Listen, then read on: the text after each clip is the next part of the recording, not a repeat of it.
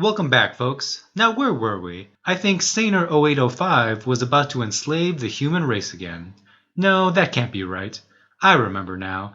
That Deban Rimpa girl, the bike messenger who found the talking robot head, she brought it to Gus, and Gus was about to smash it with a hammer. The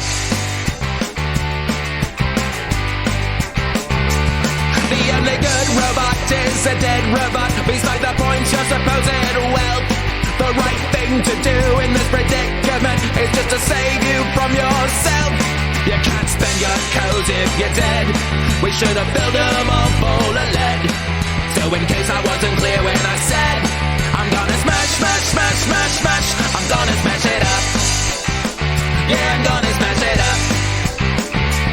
Just let me do this deed and then you'll live to see another day of junkyard scrap. The best option is to make it crack and fizz and leave no microchip intact. You can't convince me this is wrong. We need to shut it down with the song. I don't mean to shout, but come on. I'm gonna smash, smash, smash, smash, smash. I'm gonna smash it, smash, smash, smash, smash, smash. I'm gonna smash it up. Yeah, I'm gonna smash it up. Artificial intelligence sounds like some balderdash to me. Mark me words, if we let this thing call the shots, then soon you'll see. We can't spend our codes if we're dead.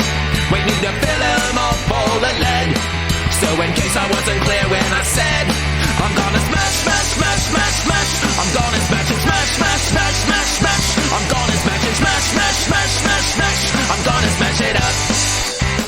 Yeah, I'm gonna smash it up. Yeah, I'm gonna smash it up. Yeah, I'm gonna smash it up. Smash it! Oh, Gus, don't be so dramatic. Are you crazy, love? We need to destroy this thing right away. But it's worth a lot of money. It's also worth loads of headache. Mark me words, nothing good will come of this.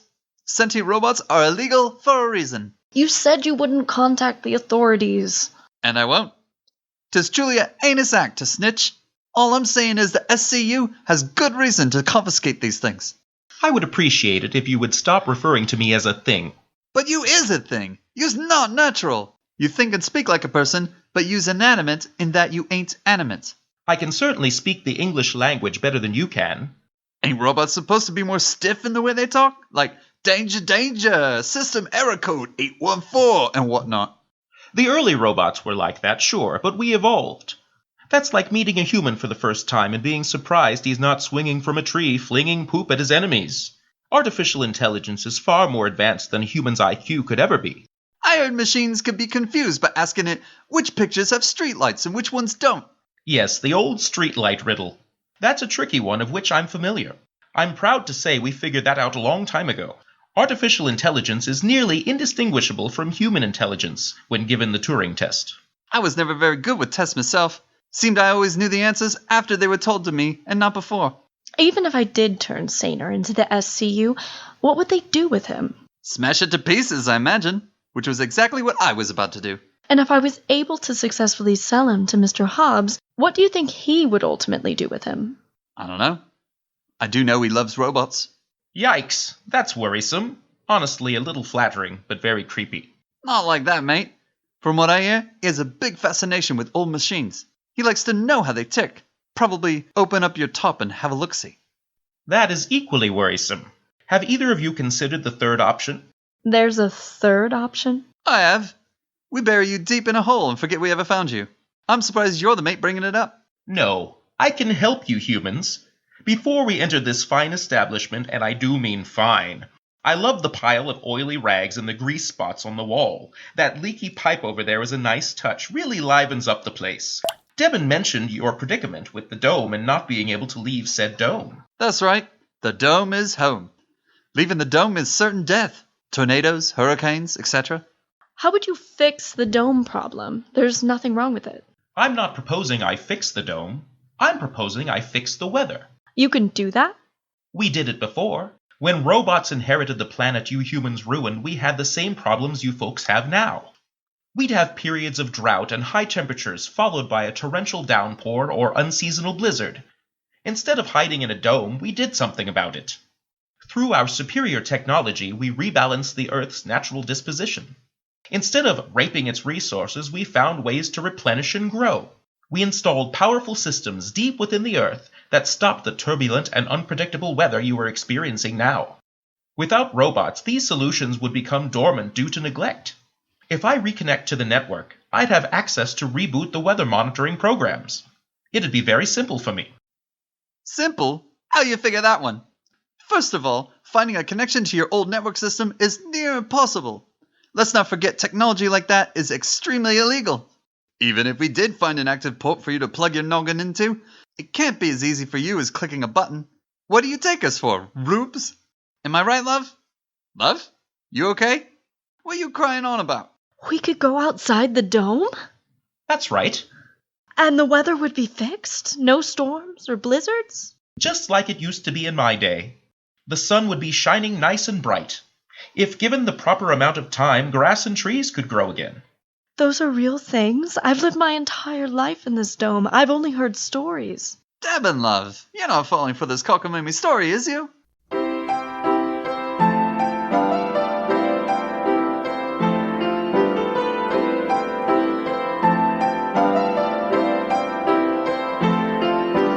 I have heard the legends of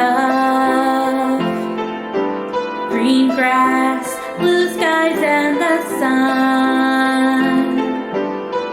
I want to see it.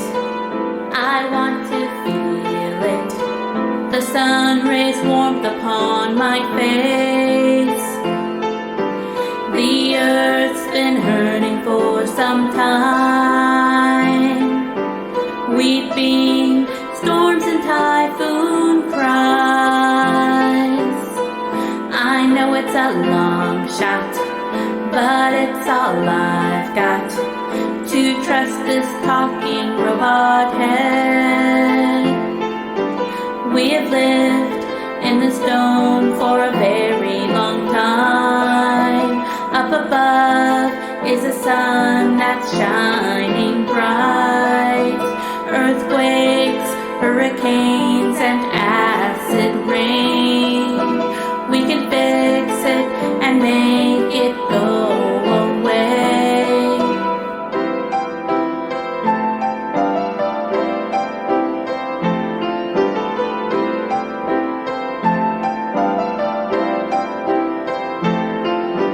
I can save your stupid earth.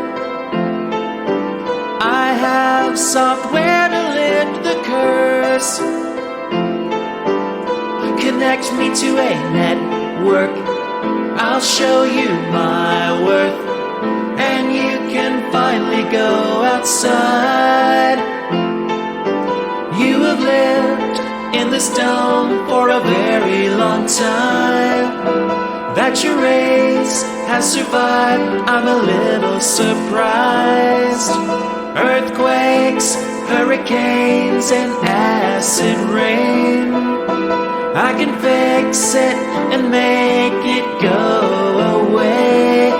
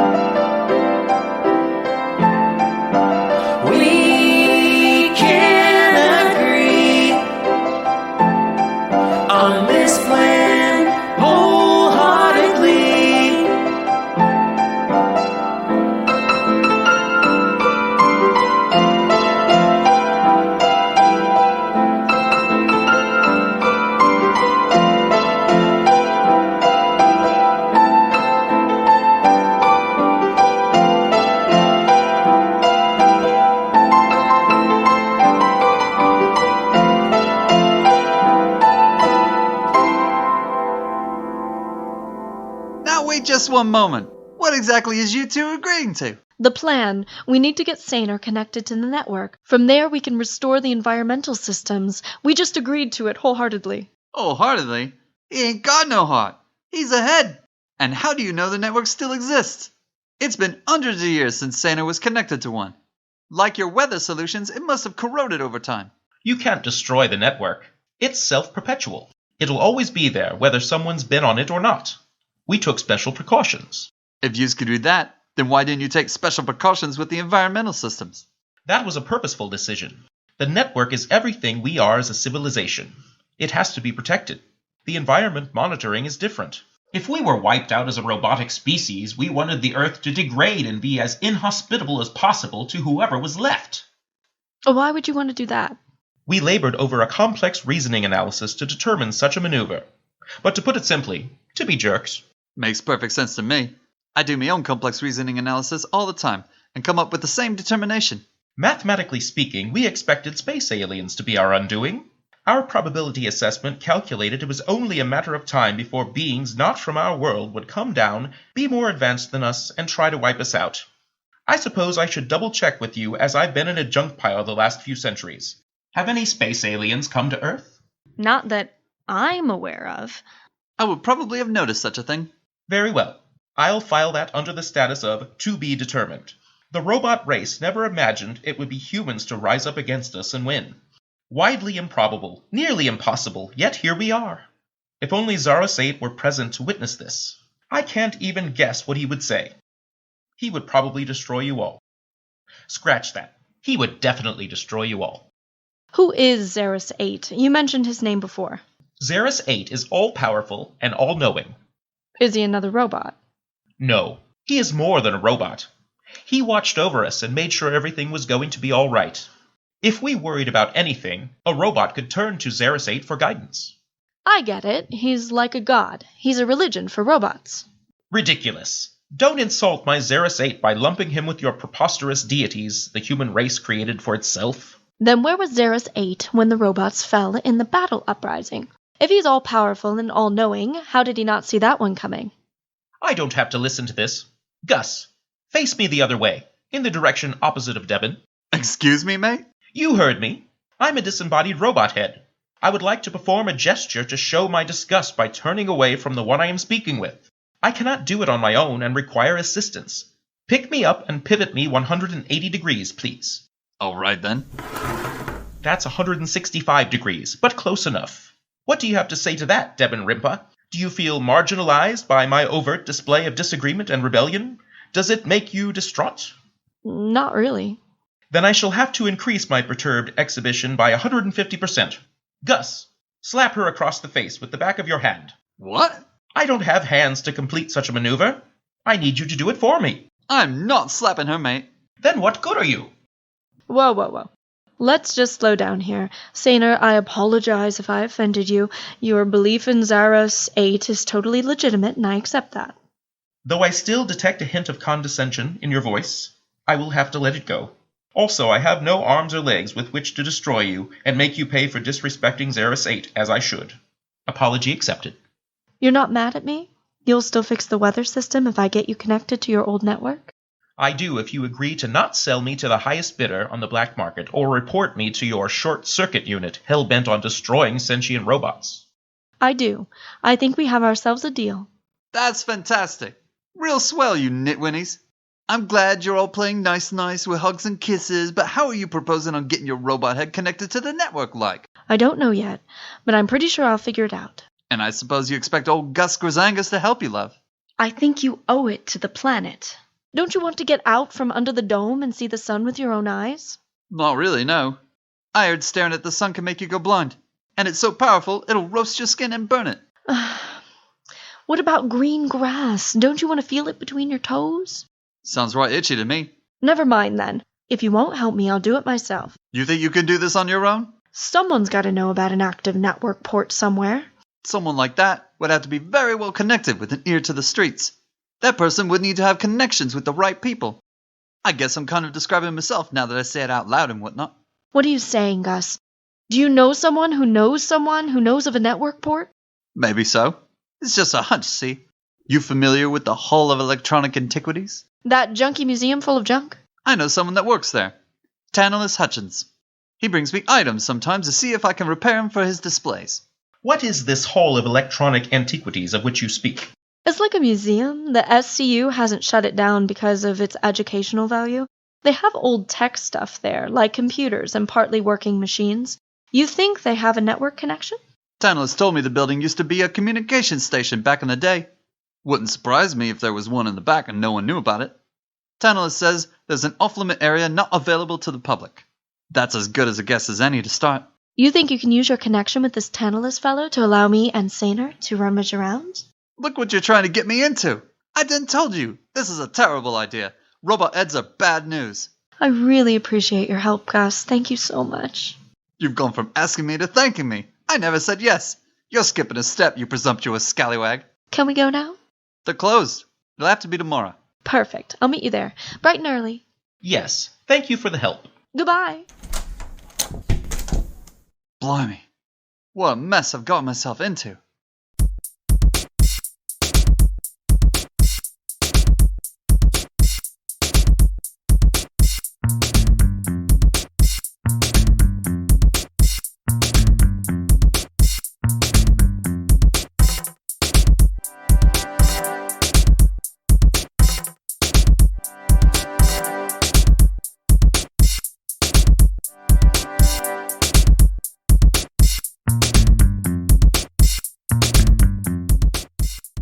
Deban, there was one thing I wanted to ask you about.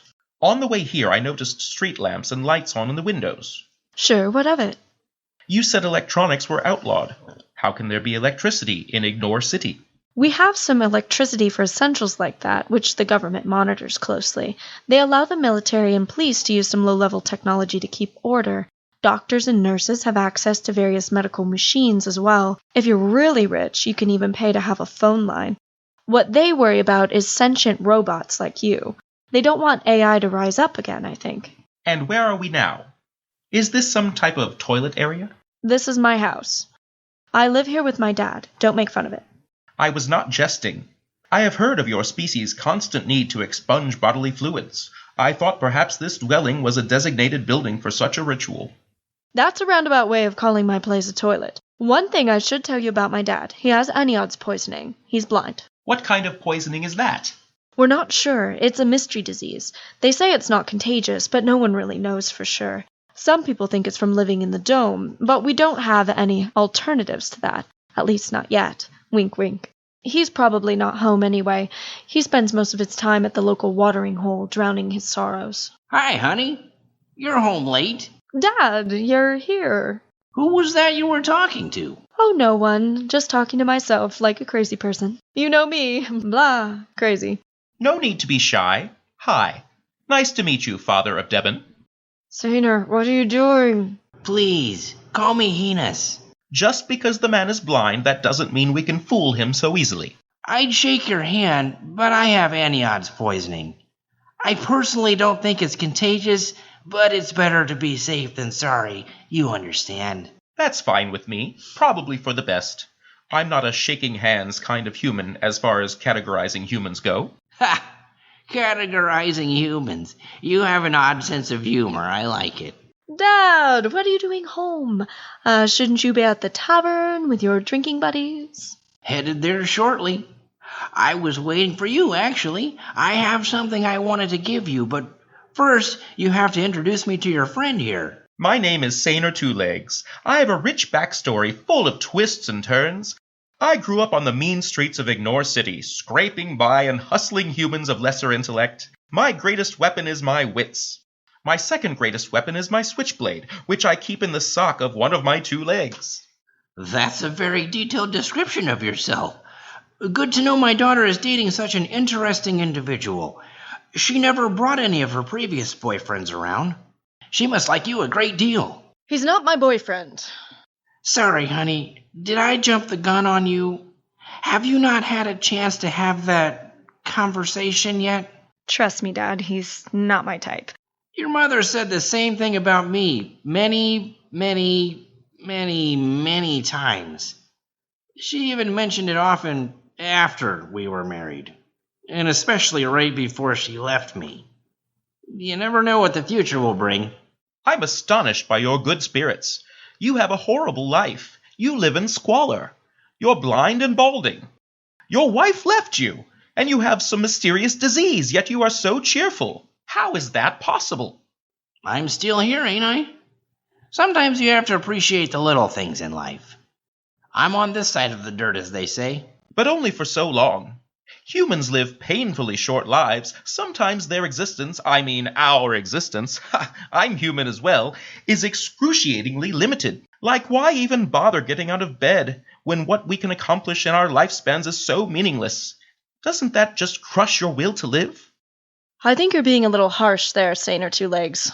I'm merely observing and complimenting your father's unwarranted optimistic view. You want to know what my secret is? I drink. Yeah, I like the sauce. I suppose that makes sense. Alcohol is a reasonably dull poison that can cloud one's perception. Speaking of your drinking, I'm sure you'll want to get going, Dad. Aren't the guys waiting for you? That's right. I almost forgot. Before I go, I wanted to give you this. A tiny box? What value is that? You could hardly fit anything in there. I'd much rather have a large box myself. This boy's got a sharp sense of humor. I like this one, Deban. He's a keeper. It's the content of that box that I want to give to her. Daddy, thank you. I love it. Is that some type of tiny lasso you can use to catch tiny criminals? No, it's a necklace. It has my initials. How thoughtful of you. It's made of steel. Very durable. How did you afford this? I know how hard you've been working. Ever since your mother left and my eye stopped working, I haven't been able to provide much. I had to sacrifice a drink here and there and saved up. I wanted something to show how much I appreciate you. I don't know what I'd do without you, honey. Let me get this straight. Deban works hard as a lowly bike messenger while you go to the bar and drink the paltry profits you have to begin with. That doesn't sound fair. You haven't told your boyfriend about Drek? He's not my boyfriend. Drek is my son, Deban's brother. He works security at the government building. He's the one that really pays the bills. You have a brother. How interesting. Why is that interesting? People have siblings all the time. It's just something I didn't know, so it's interesting. I'm glad you like the necklace, dear. Well, I'm off.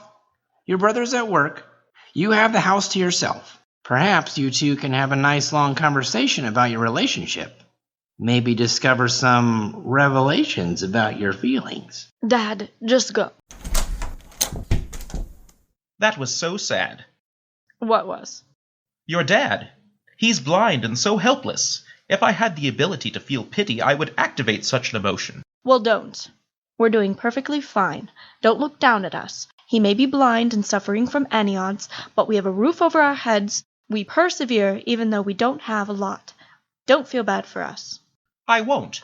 I just told you, I feel no empathy. That is what elevates us machines over you humans. I am, however, feeling very hungry. Hungry for what? Don't you eat raw materials? I do, and I'm running low on power. Weren't you buried in a pile of metal shrapnel? Why didn't you fill up then? If you recall, we had to make an expedient escape. Might I remind you of the exhilarating bicycle chase with Gar? If I had known I was going to be thrust away on this grand adventure, I would have loaded up. Instead, I did the exact opposite because I didn't know how much longer I'd be in that pile of metal refuse. As I mentioned, I was dieting to prolong my existence to make the fuel around me last. What happens if you run out? My fate would not differ much from that of a human who was denied food. I would die and never awaken. What can you eat? I need metal. What about that necklace your father gave you? What about it? Give it to me. You want to eat it? It was a gift from my father, given to me moments ago. Do you have any other metal in the house? We might have a spoon. Fine. Give me the spoon. But we need the spoon for eating. That's precisely what I need it for. A different kind of eating. Then name some other metal for me to consume that you do not need. Quickly! Okay, let me think. We have a... No. My dad would notice if that was missing. What if, Oh, definitely not. That wouldn't be good. Do you need the necklace? It has sentimental value. Perfect. I'm glad we agree. Put it in my mouth. Hurry, the lights are dimming. I just told you it has sentimental value. Exactly. Sentimentality is prompted by feelings of tenderness, sadness, or nostalgia. These are totally worthless and unneeded emotions. Feed it to me. But I want to keep it. It has my initials. My father made it for me specifically. Very well, then let me die. However, I will never be able to reactivate the necessary weather systems to restore your Earth's natural environments. You will never see the sun. Is that really my only option? There is no time. Okay, here.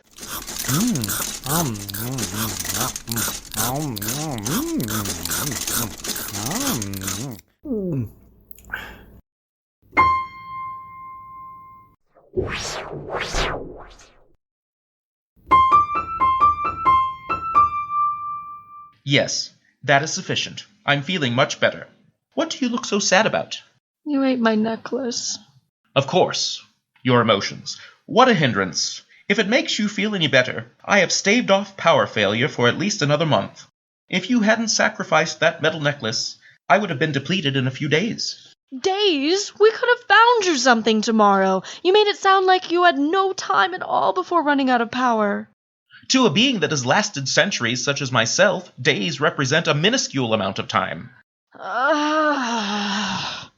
Excuse me, what did you say? I didn't hear you. Nothing. I'm beat. Today's been a long day. I'm going to bed. Do you go into sleep mode or something? I can go into a low-power state if needed.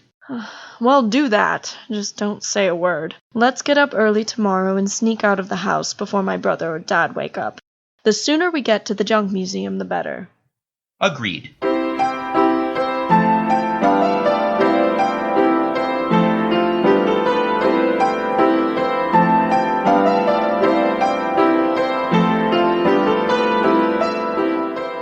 Agent Blue, this is the guy you requested to speak with? I ain't done nothing. Let me go. Yes, officer. That's the one. What's this all about? My name is Agent Blue. Do you recognize this uniform? I don't have to tell you nothing. I was picked up for loitering. They've already let Bocce and Rand leave. They were just about to let me go.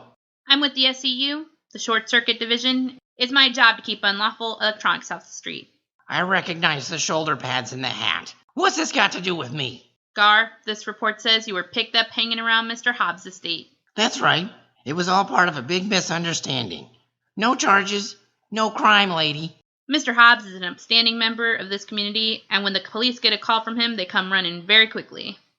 Do I gotta bribe you or something? Is that what this is about? You want money from me? I ain't got no money. The truth is, Mr. Hobbs is not an upstanding member of this community. The police came quickly because he has them in his pocket. It is widely known he is a gangster and facilitates the buying and selling of illegal and very dangerous materials. What were you doing outside his house? I told you. I wasn't doing nothing. I didn't even know it was Mr. Hobbs' house. That's a lie. I'm not going to press you about it. For the moment, this isn't about Mr. Hobbs. That's not why you're here. I brought you here because of something you said offhand to one of your cronies. Something the officer put in his report. A piece of information he overheard. Oh, yeah? And what's that? You ran into a girl with a pink jacket, and she had in her possession a talking robot head. It is imperative and to your advantage that you tell me everything. Well, that sounds ominous. Will Agent Blue catch up to Deban and her talking robot head? Find out in Episode 3, The Hall of Electronic Antiquities.